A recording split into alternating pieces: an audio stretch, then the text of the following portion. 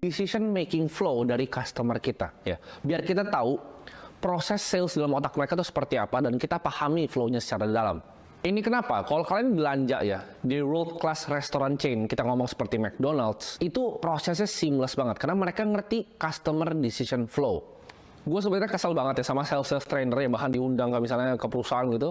Kalian mungkin pernah ya di training sales dan nggak pernah diajarin decision flow dari customer. Mereka nggak pernah pahamin fundamental kenapa orang tuh beli suatu barang, kenapa psikologinya orang beli suatu barang tuh gimana. Mereka ngajarin mirroring yang kayak gue selalu bilang, ngajarin eye contact lah, bullshit lainnya yang nggak penting menurut gue. Di sini kita akan belajar fundamental cara berpikir manusia ya, decision flow kita. Semua kita kalau mau beli barang tuh seperti apa. Kalian pahamin ini, kalian master ini, kalian akan tahu caranya jualan dengan baik seperti apa. Step 1 ya, ini masuk ke dalam building rapport sebenarnya. Gimana caranya kita mengidentifikasi kebutuhan dari customer. Nah, kita harus bagi dua dulu nih ya. Kebutuhan dari customer kita harus bagi dua menjadi identifikasinya eksternal ataupun internal. Maksudnya apa? Internal. Misalnya, gue haus nih, gue mau minum, itu internal. Gue lapar nih, gue mau makan ke McD, itu internal. Eksternal seperti ini. Kita lagi jalan nih, lagi arisan misalnya sama cewek-cewek, terus ada cewek yang bilang, wih, tas dia bagus banget ya, gue pengen beli tas LV kayak dia. Itu eksternal. Terus ada teman datang ke apartemen, wih gila apartemen lu keren banget bro, gue jadi pengen beli, itu eksternal. Atau kalian lagi searching, ketemu iklan nih, kayaknya mobil ini bagus nih, itu eksternal. Jadi tahu dulu nih, kebutuhan dan keinginan customer itu dari internal ataupun eksternal, itu yang pertama, kita identifikasi dulu. Setelah kalian tahu kebutuhan dari customer kalian, oke misalnya customernya dia ngeliat rumah nih, karena dia kebutuhannya adalah, dia bakal dimarahin nih sama calon mertuanya secara eksternal gitu kan. Dia bakal dimarahin sama calon mertuanya kalau nggak punya rumah pas nikahin anaknya. Jadi dia harus beli rumah. Nah itu faktor eksternal untuk kebutuhan dia. Oke, setelah step pertama yaitu identifikasi, itu eksternal karena calon mertua. Kita lihat ya, kita melakukan yang namanya research. Nah, research ini penting banget ya. Research ini luar biasa penting. Anggaplah kalian harus posisiin ya. Kenapa gue akan tekanin terus decision making flow ini? Karena kalian harus posisiin diri kalian di posisi customer-nya. Oke, gue ini dipaksa sama mertua untuk beli rumah. Walaupun gue gak mau, gue harus beli. Nextnya gue akan cari di mana? Apakah gue akan scrolling TikTok untuk cari rumah? Kemungkinan besar enggak. Apakah gue akan nongkrong di Instagram? Mungkin kalau dia konglo yang dia mau bangun rumah pakai misalnya arsitek terkenal ya mungkin nongkrongnya di Instagram. Tapi most likely yang kalian akan lakukan adalah misalnya nih, oke, gue karena mau dekat mertua, misalnya gue mau tinggal misalnya di BSD nih ya, atau Gading Serpong gitu. Kalian akan cari di Google, jual rumah Gading Serpong. Ya, itu akan kebiasaan customer-nya. Jadi decision flow-nya dari pertama identifikasi eksternal, lalu research, dia carinya di mana. Oke, kalau dia beli rumah, dia akan search di Google. Google tuh kan keluarin apa? Akan keluarin rumah 1, 2, 3. Akan keluarin OLX, ya kan? Akan keluarin rumah dijual.com. Kalau sewa, dia akan misalnya sewa apartemen.net. Akan cari jendela 360. Ini pertanyaan gue buat kalian misalnya yang agen properti, mau agen asuransi atau apapun. Kalian harus tahu nih, flow customer kalian tuh untuk mau tahu tentang produk kalian seperti apa. Dan kalau kalian nggak masukin iklan kalian di sana, gimana caranya kalian di-discover? Ini yang selalu diajarin. Untuk build prospect, ya kan, kita harus ngelis ya. Kita ambil kertas, kita tulis 100 orang yang kita kenal. Itu cara paling nggak bener untuk bikin sales. Kenapa? Karena sales paling gampang ya. Sales yang paling gampang yang gue lakukan di hidup gue adalah sales yang inbound. Orang yang cari kita duluan, itu gampang closing karena udah tahu maunya apa. Ini masuk ke perbedaan antara sales pemula dan sales expert. Sales expert yang gue tahu itu nggak ada satupun yang listing. Kemarin kenal tetangga gue ini ya, pembantunya ini, nama pembantunya ini, anak pembantunya lu list aja sekalian tuh dalam list 200 lu. Itu nggak akan ada yang closing begitu, paling 1 dari 100. Caranya adalah, lu tahu decision flow-nya. Lu masuk ke dalam website-nya. Lu listing, kalau bisa lu bayar listingannya di situ. Gitu. Lu bayar biar jadi muncul paling atas. Listingin semuanya, masukin di OLX. Listingin semuanya, masukin di rumah 1, 2, 3. Kalau bisa semuanya lu masukin. Kenapa? Karena orang-orang yang jualan properti sekarang pada males udah lakuin hal itu. Dengan ads simple itu, lu bisa dapat keuntungan lebih besar dibanding orang yang lain. Kalian harus bisa posisi diri kalian di posisi customer. Nongkrongnya di mana, sukanya apa, tipikalnya bagaimana. Harus tahu secara jelas, research. Nah, kita lihat ya flow-nya. Pertama identifikasi, lalu yang kedua adalah riset. Yang ketiga akan muncul di flow namanya opsi. Maksudnya opsi apa? Oke, gua disuruh mertua gua untuk beli rumah. Oke, gua akan cari di Google rumahnya. Tapi gua nggak tahu rumah di mana. Dia akan kepilih sama banyak opsi. Apakah gua akan mau beli rumah di BSD? Apakah gua akan mau beli di Alam Sutra yang lebih dekat ke PIK dan teman-temannya? Apakah gua mau lebih di tengah? Gua mau di Gading Serpong, makanannya lebih banyak sampai malam. Nah itu masuk opsi itu semuanya. Antara gue BSD, ya kan, apakah Alsut, apakah gue mau ke PIK, dia akan masuk ke dalam opsi. Customer itu kan masuk ke sebuah opsi, begitu nyampe sebuah tempat, oke, gue fine, gue mau dekat orang tua gue mau di BSD. Nah dari BSD itu, akan ada opsi-opsi lainnya. Contohnya, oke nih, misalnya dia bilang, oke, gue mau di BSD, ya. Ada opsi kan, rumah atau apartemen. Misalnya dia mau apartemen. Nah dalam apartemen itu opsinya ada banyak, mau yang low end apa yang high end. Misalnya dia, oke, gue mau low end, gue mau cari studio. Ini apartemen pertama gue baru mau pindah gitu keluar. Nah, opsi dari yang studio itu ada apa aja? Ada Sky House, ada Be Residence, ada Casa de Parco, lu mau yang mana? Itu ada opsinya. Lu harus perhatiin kalau jadi customer tuh kayak gimana kira-kira thought prosesnya untuk dia memilih sebuah properti. Gue bahkan kasih tahu kalian, di dalam apartemennya, misalnya nih ya, misalnya di Sky House nih ya, ngomong-ngomong Sky House Studio full furnished ya. Ini kita pakai market yang gue pernah jualin beneran, market sewa. Di market sewa itu ya, itu opsinya kan ada banyak, dan mostly orang ngeliatnya di jendela 360. Nah kita lihat misalnya di market sewa itu kan lumayan luas ya. Kalau zaman dulu mungkin yang rame sewa tuh sewa apartemen.net. Kalau sekarang mungkin lebih laku di jendela 360. Waktu itu jendela 360 kayaknya baru launching pas gue jadi agen properti. Lebih banyak di sewa apartemen.net. Nah kalau misalnya kalian ngerti nih opsi-opsi yang ada, misalnya kalian listingan kalian cuma pegang 3 kunci gitu. Nah, ini di sini gue mau kasih tahu kalian ya, fungsinya untuk ngerti opsi ini. Kenapa kalian harus ngerti? Jadi nggak mentok cuma diidentifikasi dan riset. Harus ngerti opsinya.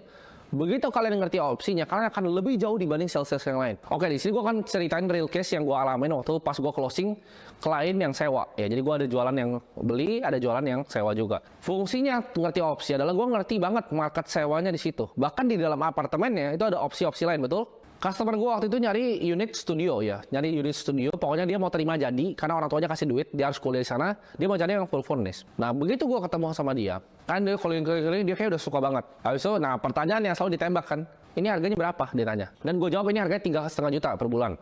Full furnished seperti ini 3,5 juta sebulan, biaya sewanya. Kalian mau tahu apa yang terjadi? Begitu dia, kan gue tahu nih di season flow manusia, bahwa manusia akan mentok, dia akan ke opsi.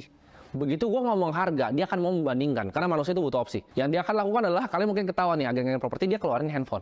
Gue langsung tembak, dia belum nyalain tuh, belum masukin password di iPhone waktu itu. Gue langsung bilang, Kak, sorry nih Kak, tapi ini kalau unit full furnished, sebelum kakak cari di sewa apartemen.net, ya, unit full furnished seperti ini, itu cuma ada yang di sini, 3,5 juta. Kakak cari yang sama, bahkan furnishnya itu lebih berantakan, itu 3,9 juta Kak. Ini kuncinya saya pegang listingnya. Kalau kakak yang mau lihat silahkan. Tapi ini yang terbaik yang saya bisa kasih ke kakak. Karena ownernya itu nggak mau pusing, dia cuma mau nutup biar bisa bayar IPL-nya aja. Dia nggak mau keluar duit lagi di apartemen yang ini. Jadi dia bukanya 3,5 juta, harganya under market Kak. Apa yang terjadi? Apakah dia jadi buka handphonenya? Nggak jadi. Kan dia tahu, gue udah tahu semuanya gitu di apartemen itu. Expertise mungkin waktu dia cari waktu itu ada yang lebih murah ya.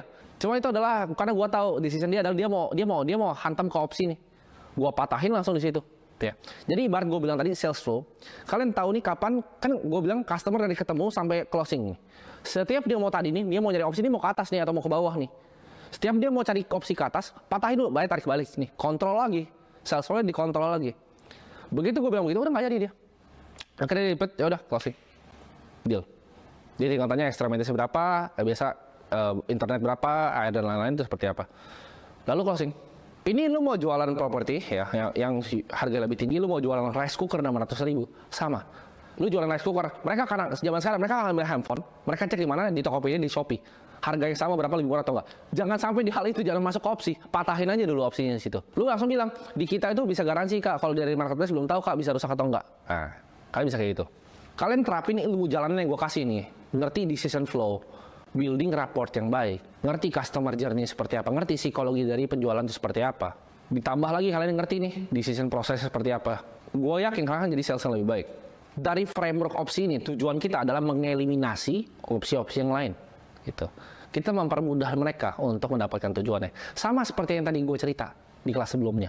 Dimana gue bilang ini ada opsi ini, gue patahin opsinya lu yang 800 juta aja gitu. Karena dia lebih gampang untuk bayarnya, dari DP-nya bisa dicicil sekian, lebih gampang untuk dia. Kita sebagai seorang sales, kita bukan mau nipu customer, tapi kita persempit opsinya, kita kasih opsi yang terbaik untuk mereka, kita delivery. Nah, kalian pikir, oke, jadi kan kita udah identifikasi, kita udah riset, kita ngerti opsi, kita minimalisir opsi. Oh, udah selesai dong, ya kan? Mereka udah beli dong, selesai. Salah besar, ya. After salesnya, kalian harus pikirin after salesnya. Itu yang bisa bedain sales pemula sama sales yang jago. Balik lagi, mereka cuma ngerti paling mungkin cuma satu, identifikasi dong sama riset udah. Mereka nggak mau peduli customer tuh punya opsi, nggak mau pelajarin opsinya apa aja, nggak mau tahu, yang penting gue closing jual. Bahkan pas udah dijual nih ditinggal customernya. Oh, udah gue udah sales closing, ya kan, closing rumah gue hari ini, bawa pulang komisi, ya kan. Salah, masih kurang satu lagi, yaitu after sales kalian. Gue sebutnya adalah post purchase experience. Ada setelah orang membeli, apa yang dirasakan sama customer kalian. Karena ini berpengaruh, kenapa? Satu ke referral kalian di masa depan, satu ke dianya. Karena lu service dengan baik, kalau dia butuh apa-apa, nih lu jual furniture deh. Dia service lu bagus banget. Setelah lu beli itu ditanyain gimana apa furniture, ada yang kurang semacam. Lu pasti kalau mikir beli furniture, beli dari dia lagi. Oma lu mau furniture, sama dia lagi. Customer experience setelah dia beli itu seperti apa? Caranya tahu customer experience setelah beli ada 3 ya. Yang pertama nih, ini akan terjadi ya. Apapun barang yang dia beli, customer akan punya 3 pemikiran nih. Yang pertama adalah gua suka, yang kedua adalah gua nggak suka, dan yang ketiga adalah gua menyesal. Gua ulangin lagi. Customer begitu beli sebuah barang akan ada 3 di dalam otak dia. Gua suka, gua nggak suka, dan gua nyesel. Kalau gua suka, bagus. Kalau gua nggak suka dan gua nyesel, itu yang bahaya. Nah, gimana caranya untuk negate yang at least yang nomor 3 dulu deh. Kalau suka dan nggak suka kadang itu subjektif lainnya. Tapi menyesal, karena biasa gini, misalnya nih, dia beli rumah dari lo. Wah, dia atau beli mobil dari lo. Wah, gila nih, gue nguntungin nih sales ini nih ya. Nih sales dapat duit. Ini kan ada, ketawa kalian mikir kayak gitu tiap kali beli dari sales. Oh, ini salesnya dapat komisi nih. Nah, ini coba bayangin ya, kalian baru beli TV ini sama gue, lalu gue jualan kalian. Gue jualan rapih gitu, langsung closing dari end to end, langsung jebret gitu. Dari ketemu langsung closing TV-nya, sesuai dengan ekspektasi langsung diantar. Besok ya, dia nggak akan expect ditelepon sama sales yang jualan TV ke dia. Tapi yang akan gue lakukan kalau gue sales TV adalah apa? Gue ambil angkat teleponnya, gue telepon. Selamat siang Pak, ini Timothy dari LG kemarin Pak. Gimana Pak, ada dead pixel nggak Pak di dalam TV-nya? Atau semuanya aman-aman aja Pak? Bisa connect nggak Pak ke WiFi? Karena kemarin Bapak bilang, Bapak pengen anak-anak nonton Netflix. Bisa nggak connect ke WiFi-nya? Kalau nggak bisa nanti kita kirim orang Pak ke sana Pak. Atau Bapak bisa pasang nggak Pak bracketnya itu? Karena belakangnya agak berat ya Pak pasangnya. Kalau nggak bisa ntar kita juga kirim tim ke sana untuk bantu pasang. Menurut lo, nomor 3 itu mungkin terjadi nggak penyesalan? Nggak mungkin. Dia akan bilang, untung gue beli sama dia, nggak apa-apa lah, dia gue kasih cuan lah bahkan. Lu mau jualan barang ya, harganya lebih tinggi, tapi lu after sales lu gituin. Itu psikologinya kena. Dimana dia akan mikir, nggak apa-apa lah, dia dapat komisi. Next time bahkan kalau gue beli TV nih, oma gue mau TV, mama gue mau TV, teman gue mau TV, gue kasih ke dia dah. Karena gila, gue di service bagus banget. Jangan kalian misalnya jadi agen asuransi nih, baru closing asuransi, di telepon mau klaimnya, sakitnya, lu repot, lu jalan-jalan loh. Lu jualan jasa. Jadi itu yang kadang dilupain. At least nomor 2 nggak suka sama penyesalan itu bisa hilang kalau kalian kasih after sales yang baik. Misalnya kalian habis jual rumah nih, kalian tanya, gimana Pak rumahnya Pak? Apakah cocok Pak? Sesuai nggak Pak? Istrinya seneng nggak Pak dengan kemarin? Apakah Bapak butuh furniture? Kalau furniture saya ada teman saya nih Pak, jual furniture juga, Bapak bisa dapat furniture yang lebih bagus Pak. Atau mungkin Bapak ada keluhan lainnya bisa langsung kontak saya aja ya Pak. Semoga Bapak happy Pak sama keluarga sama rumahnya. Hal seperti itu yang jarang dilakukan sama sales zaman sekarang. Ya, after sales. Karena yang compounding itu bukan cuma uang, tapi hal baik yang kalian keluarkan, yaitu goodwill. Karena tujuan kita, selalu ingat, ini pekerjaan yang etis. Sales itu bukanlah menipu orang. Sales itu bantu mereka mencapai tujuannya. Oke, di sini gue akan simpulin ya. Jadi pertama, tahu dulu kebutuhannya. Kebutuhan itu dari faktor internal atau dari faktor eksternal. Yang kedua, mereka cari informasi tentang produk kalian di mana, research. Yang ketiga, opsi mereka itu ada apa aja. Yang keempat, gimana caranya kita bisa eliminasi opsi-opsi lainnya. Yang kelima, itu after sales customer experience. Telepon mereka, jangan sampai mereka menyesal. Nggak suka masih ya, itu nggak bisa dikontrol. Tapi kalau menyesal, itu kalian yang kontrol. Kalian ngerti ini, kalian master ini, rapihin ini, kalian akan jadi sales yang luar biasa. Gue akan kasih PR, kalian ini sekolahan ya, gue bakal kasih PR kalian. Kalian ambil kertas sekarang, ambil buku sekarang, kalian catat ya. 1, 2, 3, 4, 5, sesuai dengan industri kalian ya. Dari pertama sales flow-nya, kira-kira seperti apa? Bikin banyak ya. Jadi satu nih, misalnya dia mau beli rumah karena eksternal kali ini. Satu mau beli rumah karena internal kali ini. Opsinya buat di BSD di sini. Alputra di sini. SCBD di sini. Lu bikin kalau bisa sebanyak-banyaknya. Itu yang gue lakukan dulu. Itu gue punya flow-nya tuh lengkap. Jadi di otak gue tuh di luar kepala. Orang suka di sini, gue akan hantam di sini. Orang suka di sini, gue hantam di sini. Gue bantah di sini, objection-nya. Dia mau opsi yang ini, gue bilang opsinya gue kerucutin ke sebelah sini. Bikin kayak gitu di industri kalian. Di asuransi, cari. Orang cari asuransi itu dari mana? Apakah tiba-tiba dia scroll, yes gue mau asuransi? Atau dia biasanya cari ini dari influencer finansial ya tentang asuransi? Apakah bahkan kalian yang harus bikin kontennya sendiri untuk dapat inbound salesnya? Pikir gimana caranya ya. Customer journey seperti apa? Orang nggak tiba-tiba akan mau asuransi. Cara targetingnya gimana? Targetingnya rapinya dari mana? Buat kalian bahkan yang punya tim sales, gue yakin ada beberapa pengusaha yang ikut ini. Buat kalian yang punya tim sales, kalian mau level up tim salesnya. Lu tulis nih 1, 2, 3, 4, 5 decision flow ini, kasih ke mereka, suruh mereka isi, dan lu lihat sales lu meroket.